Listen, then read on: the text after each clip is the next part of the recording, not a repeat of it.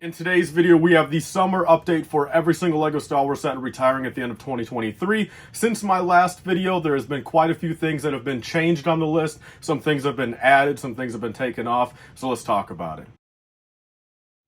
So welcome back to another LEGO Star Wars video, and I figured I'd give you guys a little bit of a middle of the year update as to kind of where the LEGO Star Wars 2023 retirement list is kind of at. Again, there's been a couple changes since my video back in February, so without further ado, let's kind of get into it. I will be making a separate video probably next weekend talking a little bit more about kind of where I think these LEGO Star Wars sets might be in a couple years. Is it worth picking up a couple extra? Do I think that, these are good sets or bad sets? But today, I'm strictly just kind of going through the list, and that is that. So let's get into it. First one we have is 40539, the Ahsoka Tano brickhead. This came out January 1st, 2022, and I think, at the end of 2023 is a perfect time to retire it. It is a little bit weird knowing that Ahsoka will be a little bit more prevalent, going into the end of 2022 and probably even part of 2023, and especially with the new, Thrawn movie and the new, Heir to the Empire movie. But I think at the end of the day, if they were to make another Ahsoka Tano brickheads, whether it's a single pack or a two pack, it will be based off the live action version. So retiring the Clone Wars one I don't think is too bad. Next up, this is a surprise right here for me, 40623, the Battle of Endor Heroes.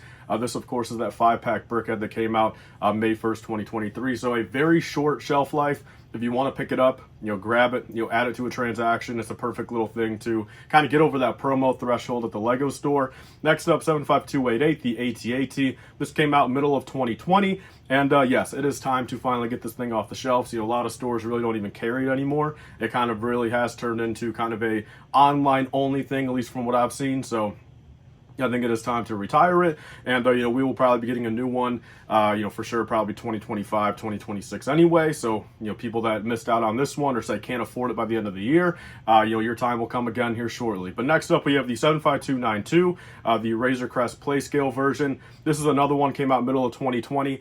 And I got to be honest, I think it's time to get it out of here. The ship itself has not been too relevant for a couple years now. We do have a UCS one where if you are a hardcore fan of the ship, you guys can pick that one up. In my opinion, at least, I can't imagine the set's been selling too much for me in the past 6 months or a year. And now Amazon has the Ghost to kind of take up their Amazon exclusive spot. So definitely pick this set up if you have to. Still, there has been some sales on it, but I think a lot of us probably have it already if we wanted it. So next up, I'm going to pair these two together. We have the 75300 Imperial TIE Fighter and 75301, the Luke Skywalker's X-Wing Fighter. Both these came out January 1st, 2021, and they're both, kind of the downscaled versions of those ships. And I think bottom line of it, look, we've had a couple years with it. We're going to be getting a new updated version, whether they're bigger, smaller, the same size, within a couple years anyway. So I think we all know by now, if you don't like these TIE Fighters and X-Wings, wait a couple years, there's going to be a new version without a doubt. Next up, 75309, the Republic Gunship UCS version. This definitely kind of sucks for me. I'm a big fan of the set, and I really kind of like that era when it came out. Good time in my life, and seeing it kind of retire, it definitely kind of just goes to show, like, wow, it's already been 2.5 years almost. Since that set has come out. But bottom line of it, I think that's a really fun set. Probably one that I don't see us getting a remake of, maybe even ever, but let alone especially not in the next 5 or 10 years. So if you want a UCS Republic gunship, now is your time, and probably maybe save that purchase for around Black Friday time. That's my recommendation. Next up, 75312. The Boba Fett Starship, again, the downscaled version of the Slave 1. And same thing, we're going to be getting probably another iteration of it here in the next couple years anyway. So if you don't like this one, don't buy it. Wait for the new one. But that is retiring. Next up, 75317, the Mandalorian and the Child Brickheads. This thing needs to just go. Again, I think it's the most overdone LEGO Star Wars set on the shelves right now. I'm not saying it's a bad brickhead, but truly, me at least, I'm seeing it just way too much, and I never want to see it again. Next up, we have the 75318.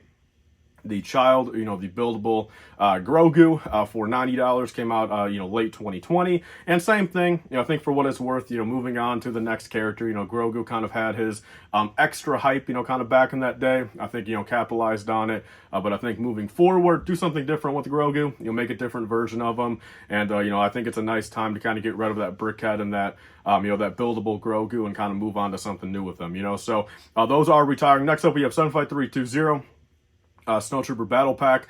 That is also, understandable. Battle packs only last a couple of years. So next up we have 75322, the Hoth ATST. Another one, we get ATSTs every couple of years. So, whether it's Hoth or not, definitely something where, it's time to kind of get rid of it. We're going to have a new one here shortly probably. So there's that. Next up, 75323, the Justifier. One that probably never sold too well for him. Always kind of a little bit of a niche, ship right there. Subjectively a little overpriced. And, they had it for 5x VIP points on May 4th. And let me just tell you guys a little, I guess, kind of tip is if you guys have a Walmart near you, bottom line of it, I would go check it out for Lego clearance. People, including myself, are finding the Justifier for $85, which is a lot more of a justified price to pay for that set than its original retail. Next up, 75324, Dark Trooper Attack. Another one, kind of a pseudo battle pack, but at the end of the day, it's just another one of those where really relevant at the time. It definitely capitalized on a market, and it was a really nice set at the time, but kind of started to kind of fizzle out, and really not too much needed anymore, and make room for other stuff, of course. 75326, Boba Fett's Throne Room. Another one that just got kind of on paper was probably a pretty good idea. Execution wasn't perfect, and it's been on sale a whole bunch, and kind of a trend we can tell is that it looks like they're really only limiting those Disney Plus show sets for a kind of a very limited shelf life, it looks like. We'll see that here in a second. 75327, Luke Skywalker Red 5 helmet.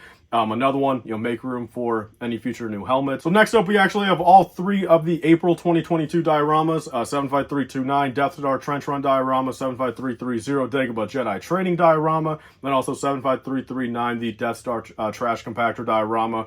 All of them retiring. You're having about 1 year and 8 months on the shelf, and that makes perfect sense. Make room for more of them. I don't think dioramas are going away anytime soon, at least for the next couple of years, and of course they have to make room for the new ones. Next up, we have the 4 Plus ATST. This is one just, from the get-go, probably never sold too well. And again, just make room. Next up, we have I'll kind of pair all these together as well because they all came out at the same exact time, August 1st, 2022. We have the Obi-Wan Kenobi vs. Darth Vader. We have the Inquisitor Scythe and also the Ambush on Ferrix. Again, kind of all Disney Plus show related sets. And it seems like they're really kind of trying to, churn these out, kind of, retire them quick, get ready for the new Disney Plus shows. So all those, will only be having about a 1.5 year shelf life. The Inquisitor Scythe, another kind of tip is, check out your Walmarts. People are finding those 30 to 50% off also. Next up, 75335, the buildable BD1. Another one where I feel like they really kind of waited for an awkward time. Probably sold pretty well when that new game came out this year, but didn't really capitalize on the initial game too much. And I got a feeling maybe we'll eventually get something to do with Jedi Fallen Order or, Jedi Survivor in the future. But, this one is done for now. Next up, we have a couple more right here. We have 75342, the Republic Fighter Tank, and also the 75343, the Dark Trooper Helmet. Both of those are actually Target exclusive, so I would recommend, grabbing them before it's too late. A little bit harder to find and, get on deals. And, that fighter tank, of course, I feel like will be really sought after in years to come. Lastly, 75366, we have the Star Wars Advent Calendar for this year. An obvious one, those things only last really one wave. If you don't get it before Christmas, you guys can probably find a clearance one after, but going into the following year, pretty much impossible to find. So yes, guys, that is all for today's video. I figured I'd give you guys a quick little update and kind of, let you guys maybe plan out your end of 2023 purchases a little bit better. I highly recommend picking up stuff on this list before anything else. It just makes kind of sense. Last thing you guys want to do is wait until one of these things are retired and then having to pay aftermarket prices afterwards when you guys could have picked them up for retail while they were still on the shelf. So that is everything. I want to thank you guys all so much for watching. Leave your thoughts down below. What sets do you guys still have to pick up? And I'll see you guys on the next one. Bye, guys, and stay safe.